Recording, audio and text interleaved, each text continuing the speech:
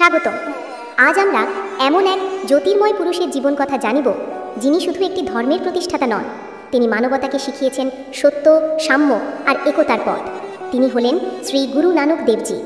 1469 খ্রিস্টাব্দের কার্তিক পূর্ণিমার এক শুভ তিথিতে বর্তমান পাকিস্তানের তালোয়ান্দি গ্রামে জন্মগ্রহণ করেন নানক।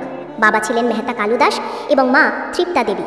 ছেলেবেলা থেকেই তার মধ্যে দেখা যায় ঈশ্বর চিন্তা ও গভীর আধ্যাত্মিকতা। মাত্র 5 বছর বয়স থেকেই তিনি জীবনের অর্থ নিয়ে প্রশ্ন করতেন। পণ্ডিতের কাছে বিদ্যা লাভের সময়ও তিনি প্রচলিত প্রথা ও রীতিনীতি নিয়ে প্রশ্ন করতেন। পড়াশোনার চেয়ে তার মন ছিল অন্য জগতের সন্ধানে।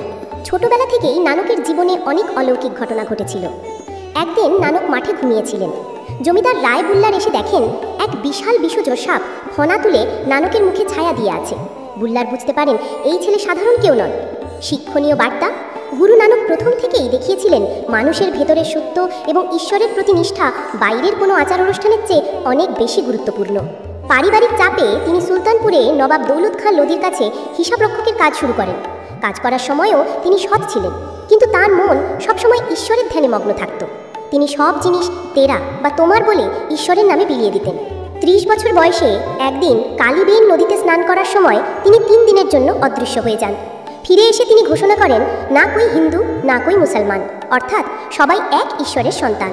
এটি ছিল তার আধ্যাত্মিক জাগরণের মুহূর্ত। এই ঘটনার পর তিনি সিদ্ধান্ত নেন মানুষের মাঝে ঈশ্বরের বার্তা ছড়িয়ে দিতে হবে। এই দীর্ঘ ভ্রমণগুলিকে শিখ ধর্মে উদাসী বলা হয়। মারদানা, যিনি রবাব বাজাতেন, এবং বালা, যিনি লিখন, তাদের সাথে তিনি পদযাত্রায় বহু দূর দূরান্তে যাত্রা করেন, ভারত, শ্রীলঙ্কা, এমনকি মক্কা মদিনা পর্যন্ত। তার মূল শিক্ষা ছিল এক, অঙ্কার, অর্থাৎ ঈশ্বর এক এবং সর্বত্র বিরাজমান। দ্বিতীয় হচ্ছে নাম যাপনা, অর্থাৎ সর্বদা ঈশ্বরের নাম ধ্যান করা। তৃতীয় হচ্ছে কীর্ত করো, অর্থাৎ সৎভাবে জীবিকা নির্বাহ করা। আর চতুর্থ হচ্ছে বান্ড ছাকো, অর্থাৎ অন্যদের সাথে ভাগ করে নেওয়া। জীবনের শেষ দিকে তিনি কর্তারপুর গ্রামে বসতি স্থাপন করেন।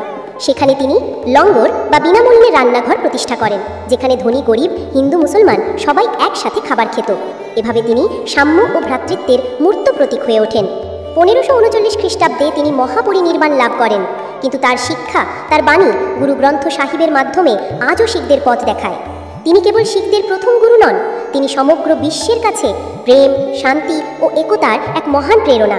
গুরু নানক দেবজির এই মহান জীবন থেকে আমরা শিখি, ধর্ম কখনোই মানুষকে বিভক্ত করতে পারে না, বরং তা সবাইকে এক করতে শেখায়। তার এই জীবন কথা কেমন লাগলো তা কমেন্ট করে জানান। ভিডিওটি ভালো লাগলে লাইক করুন, শেয়ার করুন এবং আমাদের চ্যানেলটি সাবস্ক্রাইব করে পাশে থাকুন। ধন্যবাদ।